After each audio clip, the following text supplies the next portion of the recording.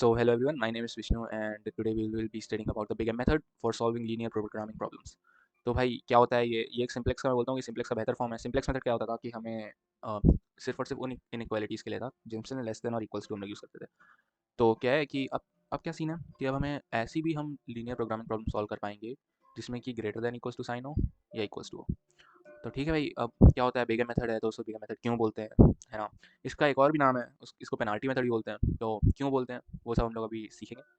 और भाई बेहतर यही होगा कि हम लोग न्यूमेरिकल से इसको देखें तो ज़्यादा समझ आएगा। तो लेट्स गो स्टार्ट करते हैं। सबसे पहले स्टेप्स देखते हैं क्या क्या स्टेप्स है। तो पहला स्टेप ये कहता है कि हमें जो भी एलपीपी हमें गिवन है उसको स्टैंडर्ड फॉर्म में कन्वर्ट करना है। ठीक है, तो फिर उसके बाद क्या करना है कि add artificial variable where constraint have sign this. अभी ये लाइन समझ नहीं आ रही होगी लेकिन बाद में समझ आएगी, मैं इसे समझाऊंगा सॉल्व करते वक्त। अभी बस ये है कि गो थ्रू होते हैं। फिर उसका क्या होता है कि अगर if problem is of minimization add minus M in the objective function, और वाइस वर्सा भी है कि अगर प्रॉब्लम मैक्सिमाइजेशन का है तो हम लोग प्लस एम ऐड करेंगे। और एम क्या होता है, एम के बारे में थोड़ा बता देता हूँ कि एम जो है ठीक है वो बाद में बताता हूँ। बेसिकली क्या है कि एम एक बहुत बड़ा वेरिएबल है, मतलब इसकी वैल्यू जो है वो बहुत ही हाई है, मतलब थाउजेंड्स लैख में बहुत ज़्यादा। तो ये एक चीज़ है। और फिर उसके बाद चौथा स्टेप ये है कि step remain same as in simplex method. तो अगर आपको सिम्प्लेक्स मेथड नहीं आता है तो बेहतर यही होगा कि आप सिम्प्लेक्स मेथड सीखें उसके बाद बिगर मेथड सीखें। तो एक एग्जांपल है। एग्जांपल क्या कह रहा है कि भाई मैक्सिमम हमें निकालना है z, हमें ऑब्जेक्टिव फंक्शन दिया हुआ है जिसकी वैल्यू 3x1 माइनस x2। अब क्या करना है कि अब इसके कंस्ट्रेंट देखो, कंस्ट्रेंट क्या किया मैंने, 2x1 plus x2 less than equals to 2। ठीक है भाई, कोई दिक्कत नहीं है। फिर इसके बाद आता है x1 plus 3x2 greater than equals to 3। अब क्या इशू हो गया हमारे पास कि अभी तक हमने सिम्प्लेक्स में तो सीखा था कि तभी यूज़ करना है जब लेस देन इक्वल्स टू वाला कंस्ट्रेंट हो। तो ये नया कंस्ट्रेंट है, इसको कैसे सॉल्व करेंगे वो देखेंगे। x2 less than equals to 4 और x1 x2 greater than equals to 0। ठीक है भाई, तो सबसे पहला स्टेप क्या है कि हमें एलपीपी को स्टैंडर्ड फॉर्म में कन्वर्ट करना है। तो चलो भाई स्टार्ट करते हैं फिर सॉल्यूशन इसका। क्या करेंगे, सबसे पहले स्टैंडर्ड फॉर्म में कन्वर्ट करते हैं। ठीक है भाई। तो सबसे पहली जो हमारी इक्वेशन है वो क्या बोल रही है कि 2x1 plus x2 less than equals to 2। तो इसको स्टैंडर्ड फॉर्म में कन्वर्ट करते हैं। 2x1 plus x2 plus s1 equals to 2। Standard form में कैसे कन्वर्ट करते हैं वो तो आपको मालूम ही होगा कि एक, अगर हमारे पास लेस देन इक्वल्स टू है तो हम लोग एक सरप्लस वेरिएबल लगाएंगे s1, और फिर उसके बाद उसको इक्वल्स टू 2 कर देंगे। क्यों भाई, लेस देन इक्वल्स टू है तो कोई ना कोई वेरिएबल ऐड करेंगे, और वो वेरिएबल क्या होता है, उसको ऐड करने के बाद पॉजिटिव वेरिएबल होगा तो उसको ऐड करने के बाद हमारी वैल्यू 2 के बराबर आ जाएगी। दूसरी क्वेश्चन क्या है कि x1 plus 3x2 greater than equals to 3। तो इसमें s2 डाल देंगे। ठीक है, x1 plus 3x2 minus s2 is equals to 3। ठीक है भाई, कोई दिक्कत नहीं। फिर तीसरा होता है कि x2 less than equals to 4। So x2 plus s3 equals to 4। s3 है ये। और फिर उसके बाद आता है हमारे पास क्या कि x1 x2 s1 s2 s3 सब ग्रेटर देन इक्वल्स टू 0 होंगे। ठीक है भाई, अब हम लोग क्या करेंगे, ए मैट्रिक्स बनाते हैं जो कि हमारी होती है कोएफिशिएंट मैट्रिक्स। इसके बारे में हम सबको मालूम ही है। कोएफिशिएंट मैट्रिक्स होती है तो कोएफिशिएंट मैट्रिक्स में हम लोग सबके कोएफिशिएंट्स देखेंगे स्टार्टिंग से जो कि कंस्ट्रेंट में है। तो सबसे पहले x1 यहाँ लिख लेते हैं, x1 x2 x3 x3 है भी, x3 तो नहीं है भाई, हटा देते हैं। x1 x2 s1 s2 s3। ठीक है, तो स्टार्ट करते हैं। x1 का है हमारा पहले वाले में 2, दूसरे में 1, फिर 0, फिर इसका 1 3 अच्छा 1 3 1, फिर है 1 0 0 0 ये, और फिर है 0 -1 0, फिर है 0 0 1। तो अब ये हमारा जो है यहाँ पे हमने बना दिया है हमारा ए मैट्रिक्स। अब ए मैट्रिक्स में क्या होता है कि हमें मालूम है, बहुत बेसिक सी बात है, हमने सिम्प्लेक्स में भी इसके बारे में पढ़ा था कि जो हमारे वेरिएबल्स होते हैं जो हमने ऐड किए हैं, स्लैक और सरप्लस वेरिएबल्स, वो सब एक आइडेंटिटी मैट्रिक्स बनाते हैं। अब यहाँ पे क्या इशू आ रहा है कि देखो 1 है -1 है 1 है, तो ये तो भाई आइडेंटिटी मैट्रिक्स है ही नहीं। तो अब क्या करेंगे, अब हमें लेकिन चाहिए आइडेंटिटी मैट्रिक्स। तो हम लोग क्या करेंगे कि हम लोग यहाँ पे जाएंगे। अब आइडेंटिटी मैट्रिक्स क्यों नहीं है कि भाई S2 BT दे रहा है ना, -1 है। तो हम लोग क्या करेंगे, S2 वाले में ही एक और वेरिएबल ऐड करेंगे। S2 वाला कहाँ है हमारा इक्वेशन, ये। तो सबसे पहले इरेज करते हैं। इसमें क्या करेंगे, एक और वेरिएबल ऐड करेंगे। कहाँ गया, एक सेकेंड, जिसका नाम मैं ले देता हूँ A2। ठीक है, तो मैंने यहाँ पे डाल दी A2। अब A2 क्या है, A2 एक आर्टिफिशियल वेरिएबल है, मैंने कहा था इस बारे में बताऊंगा आपको। A2 एक आर्टिफिशियल वेरिएबल है जो कि हमने ऐड किया है जिससे कि हमारी आइडेंटिटी मैट्रिक्स बन पाए वहाँ पे। तो ठीक है, अब A2 अगर हमने ऐड किया है, मतलब ज़बरदस्ती डाला है ना, तो अब हम लोग क्या करेंगे कि अब अपना जो मेन फंक्शन है, अब ये वाली लाइन पढ़ते हैं। If the problem is of minimization, यहाँ पे जो लाइन दी है, if the problem is of minimization add -m in the objective function. तो अब ऑब्जेक्टिव फंक्शन ये है, z is equals to 3x1 plus -x2। तो हम लोग यहाँ पे -m ऐड करेंगे क्योंकि मैक्सिमाइजेशन का है ना। अब क्या हो रहा है कि अच्छा यहाँ पे थोड़ा सा लेफ्ट राइट हो गया है। यहाँ पे ऐड -m नहीं होगा बल्कि एक सेकेंड, प्लस एम होगा, मिनिमाइजेशन है तो प्लस एम ऐड करेंगे, ठीक है, बहुत बेसिक सी बात है, अंडरस्टैंडेबल है क्यों। तो अब हम लोग क्या करेंगे, यहाँ पे हम लोग अब मैक्सिमाइजेशन है तो माइनस करना पड़ेगा, तो minus M A two, two बहुत वैसा दिख रहा है तो हटा देते हैं, अच्छे से बना देते हैं टू।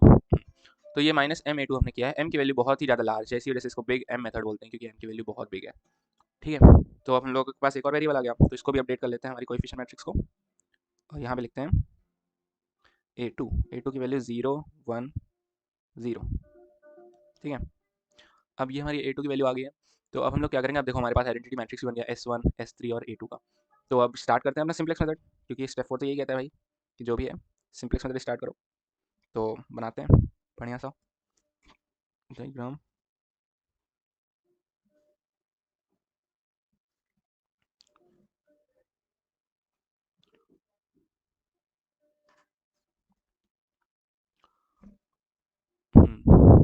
तो अब हम लोग क्या करेंगे कि बहुत अजीब सा बना है, लेकिन एडजस्ट कर लेना भाई। तो क्या क्या होता है, सबसे पहले ऊपर आता है हमारे पास x1, फिर x2, फिर S1 S2 S3 A2, ठीक है। तो अब हम लोग क्या करेंगे, यहाँ पे आता है ZJ माइनस CJ, और यहाँ पे हम लोग यूज़ करेंगे S1 A2 S3। S1 A2 S3 क्यों, S1 में ये देखो ये वन है, फिर ये वन है, फिर ये वन है, तो S1 A2 A3। तो इनके वो भी लिख लेते हैं कि भाई इनके कोएफिशिएंट्स क्या हैं हमारे ऑब्जेक्टिव फंक्शन में, 0 माइनस एम और 0, ठीक है। तो हम लोग क्या करते हैं कि वो मैट्रिक्स भी लिख देते हैं कि x1 की वैल्यू क्या क्या है। सो स्टार्ट करते हैं 2 2 1 0, फिर है 1 3 1 1 है, अंडरस्टैंडेबल है। फिर उसके बाद है 1 0 0, फिर उसके बाद है 0 माइनस 1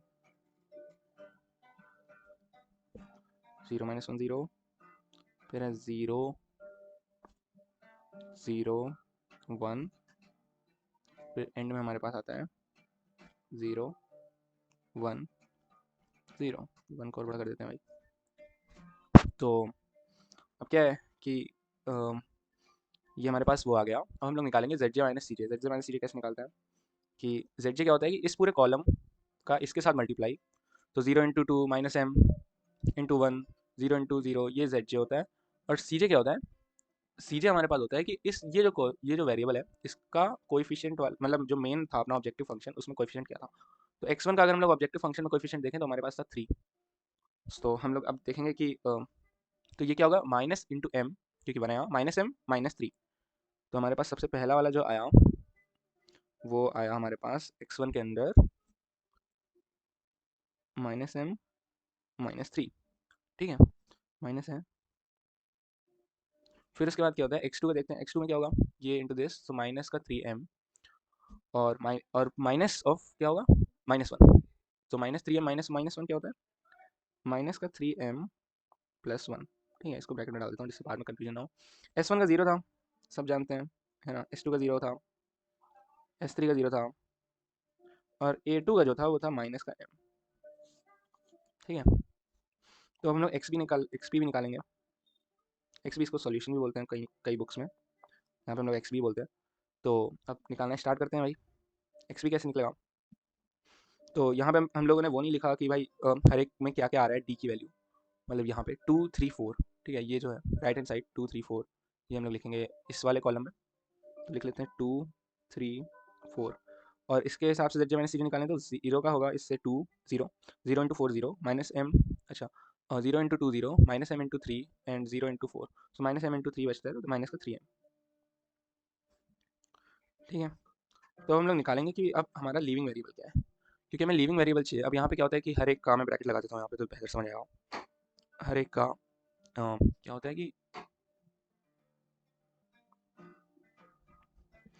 तो हम लोग क्या करेंगे कि यहाँ पे ब्रैकेट में एक और लगा देता हूँ जिससे कि समझ आ जाए। तो लिविंग वेरिएबल क्या होता है कि भाई जो मोस्ट नेगेटिव है, मोस्ट नेगेटिव इसमें क्या होगा, माइनस है माइनस 3 और माइनस 3m प्लस 1। देखो m की वैल्यू बहुत लार्ज है, अगर मैं मान लूँ कि 1000 है, ठीक है, तो माइनस 1000 माइनस 3 क्या होता है हमारा, ये होता है -1003, और वहीं पे अगर यहाँ पे 1000 रख दूँ तो ये -3000 प्लस 1, तो ये हमेशा ही मोस्ट नेगेटिव होगा। तो इस वजह से x2 जो होगा वो हमारा क्या होगा, एंटरिंग वेरिएबल, है ना। अब x2 अगर एंटरिंग वेरिएबल है तो भाई कोई ना कोई वेरिएबल लीव भी करना चाहिए, ठीक है। तो हम लोग ढूंढेंगे लिविंग वेरिएबल। लिविंग वेरिएबल के लिए हमें क्या करना पड़ेगा, हमें निकालना पड़ेगा मिनिमम रेशियो। तो ये जो लास्ट कॉलम हमने छोड़ रखा है वो मिनिमम रेशियो के लिए छोड़ रखा है, मिन रेशियो। अब इसमें क्या करेंगे हम, मिन रेशियो होता है एक्स बी बाई एल्फा जे। तो अब हमारा जो लीविंग वाला, सॉरी एंटरिंग वाला जो है, कहाँ गया ये, थोड़ा जूम आउट कर लेता हूँ। एंटरिंग वाला जो होगा इसके कॉलम से हम लोग क्या करेंगे कि इसको डिवाइड करेंगे। सो 2 डिवाइड बाई 1 क्या होता है हमारे पास, 2 डिवाइड बाई 1 क्या होता है 2, तो 2 वैसे ही आ जाएगा। फिर आता है 3 डिवाइड बाई 3, ये होता है 1। फिर आता है 4 डिवाइड बाई 1, दैट इज 4। तो हमारा मोस्ट, मैं बोलूँगा स्मॉलेस्ट क्या होगा 1। तो 1 वाला जो हमारा होगा वो होगा लीविंग वेरिएबल। तो अब यहाँ पे लीविंग वेरिएबल इसका मतलब क्या होगा A2, ठीक है। तो A2 को हम लोग हटा देते हैं। तो क्या इसको कॉपी किया जा सकता है, तो मैं कॉपी कर लेता हूँ, बार बार नहीं बनाना पड़ेगा हमको। एक सेकेंड, अरे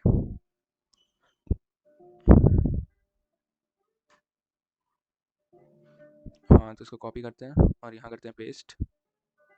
ये क्या है, इसको हटाते हैं, कोई नहीं, रेस कर देंगे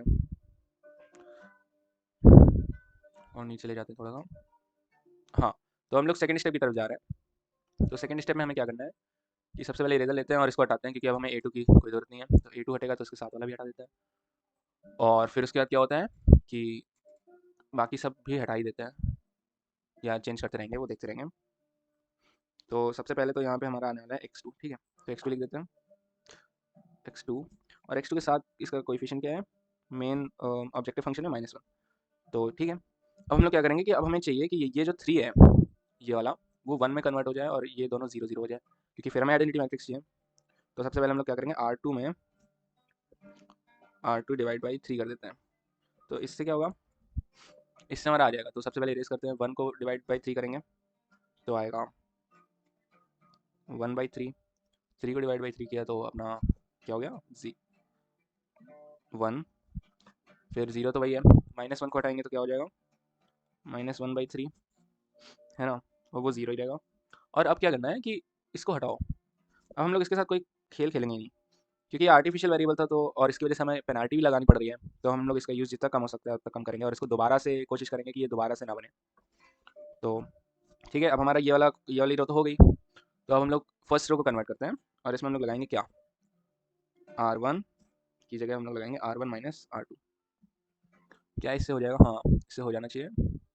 तो स्टार्ट करते हैं, 2 minus 1/3, that will give you 5/3। 1 minus 1 will give you 0, then 1 minus 0 will not change anything, और यहाँ पे 0 minus 1/3 that is equals to 1/3, 0 minus minus 1/3 that is 1/3, 0 minus 0 is 0, and भी अब हम लोग भूल गए यहाँ पे भी चेंजेस करना है। तो ये तो पहले 1 हो जाएगा और 2 minus 1 क्या होता है 1। तो इसको भी हटा ही देते हैं, बाद में कन्फ्यूजन होगा। अब हम लोग R3 पे चेंजेस करते हैं। R3 को अगर हमें चेंज करना है तो हम लोग क्या लगाएंगे, R3 हमारे पास है ये, तो R3 में भी हम लोग ये करते हैं R3 minus R2। So R3 will give you R3 minus R2। तो अब स्टार्ट करते हैं यहाँ पे, 1/3 माइनस करेंगे तो यहाँ पे आ जाएगा -1/3। ये हो जाएगा 0, और ये तो 0 ही रहेगा, ये हो जाएगा 1/3, ये तो 1 ही रहेगा, और यहाँ 1, 4 minus 1 is 3। तो ठीक है, अब हम लोग के पास क्या क्या हो गया, इतना हो गया। तो अब हम लोग सबसे पहले ये निकालते हैं कि ZJ माइनस CJ क्या है, इसको रेस कर देते हैं। अब तो तुरंत आ जाएगा बहुत तेज़ी से कि -1/3 और इसका 3 था, that will give you -1/3 -3 that will give you -10/3। तो स्टार्ट करते हैं लिखना, एक second. So it will give you -10/3। The next one will give you -1 minus -1, that is 0. -1 plus 1 is 0. This will give you 0. This will give you 1/3. This will give you 0 because यहाँ पे तो सब 0 ही हो रहा है और वहाँ पे से भी 0 ही आ रही है। और A2 का हमें कोई कैलकुलेट करना है नहीं, इसको करते हैं रेस। और यहाँ पे आएगा -1 into 1 is 1, sorry -1 into 1 is -1, and उधर से तो कुछ होगा नहीं, तो इट विल गिव यू -1। तो अब मिनिमम रेशियो निकालने से पहले हम लोग देखते हैं कि कौन सा लिविंग वेरिएबल है। तो लिविंग वेरिएबल हमारा होगा आपकी बार लिविंग बोल रहा हूँ बार बार, एंटरिंग वेरिएबल हमारा होगा x1। सो x1 को एंटर कराना है, तो क्या करते हैं कि मिनिमम रेशियो फाइंड करते हैं और देखते हैं कि कौन सा वेरिएबल बाहर जाएगा। तो फटफट करते हैं। x1 का variable, so 1 divided by 5/3 will give you 3/5, and 1 divided by 1/3 will give you 3, and negative we will not take negative, so हमारा मिनिमम रेशियो कौन सा आया, ये वाला। तो इसका मतलब क्या हुआ कि हमारा S1 जो होगा वो बाहर जाएगा। तो ठीक है, इसको फिर से सेलेक्ट करके कॉपी करते हैं और S1 को बाहर निकालते हैं।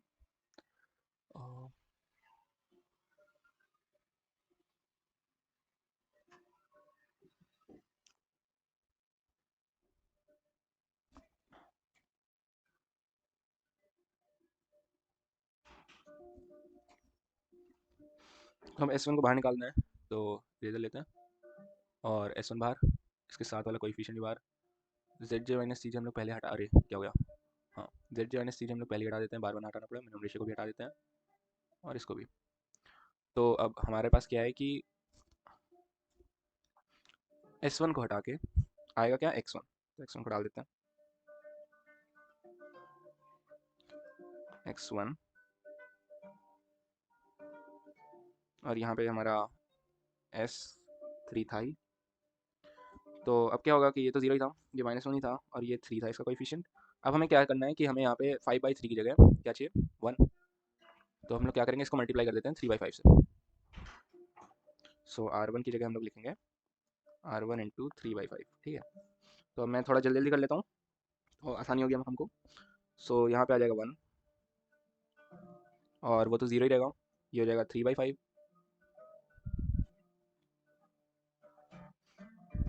और ये हो जाएगा हमारा 1/5,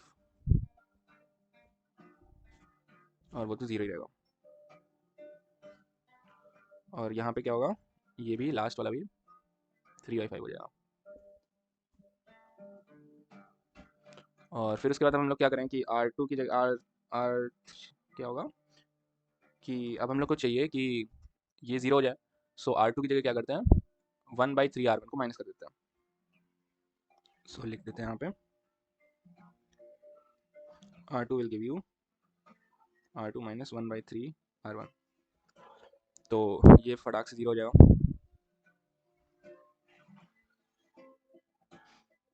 ये तो 1 ही रहेगा, ये हो जाएगा -1/5,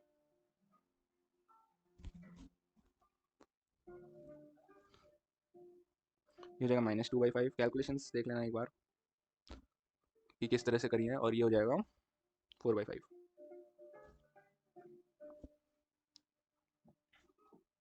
R3 कब हमें चाहिए, तो R3 में हम लोग क्या करेंगे, बहुत बेसिक सा है कि ऐड कर दो भाई।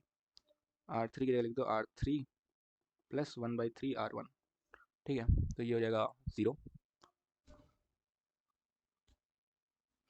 और ये तो 0 ही रहेगा, ये हो जाएगा 1/5, ये हो जाएगा 2/5, ये हो जाएगा 1। तो अब हम लोग निकालते हैं इसका ZJ माइनस CJ। तो ZJ minus CJ 3 - 3 that will give you 0, -1 - -1 will give you 0, this will give you 2, this will give you 1, this will give you 0, and we don't need A3 A2 whatever, and solution में क्या होगा 1, क्यों 3 into 3/5 is 9/5 minus 4/5 that will give 5/5 that is 1। सो अब क्या अब हमें देखने को मिल रहा है कि ZJ माइनस CJ में किसी की भी वैल्यू नेगेटिव नहीं है, तो हमारा आइटरेशन हम लोग यहीं पर रोक देंगे और डायरेक्ट हम लोग लिखेंगे कि अब हमारा ऑप्टिमल सोल्यूशन हमें मिल चुका है। ऑप्टिमल सोल्यूशन के हिसाब से x1 की वैल्यू जो है वो है 3, और x2 की वैल्यू जो है वो है -1। S3 की वैल्यू 0 है, लेकिन वो मैटर भी नहीं करता है, हमें मेन x1 x2 की वैल्यू चाहिए थी। तो x1 की वैल्यू 3 आ गई, x2 की वैल्यू -1 आ गई, और z की जो वैल्यू है वो हमारे पास क्या आ चुकी है 1, तो ये हमें यहाँ सोल्यूशन में दिख रहा है। सो ये जो मेथड था, ये जो पूरा मेथड हमने किया है, इसको बोलते हैं बिगम मेथड, और आसान है, आसानी से हो रहा है। So that was it for today. हो सके तो लेक्चर 2x में देखना बेहतर रहेगा ज़्यादा, और बहुत ही स्लो हो गया, नेक्स्ट टाइम से कोशिश करेंगे जल्दी खत्म करें। Thank you guys.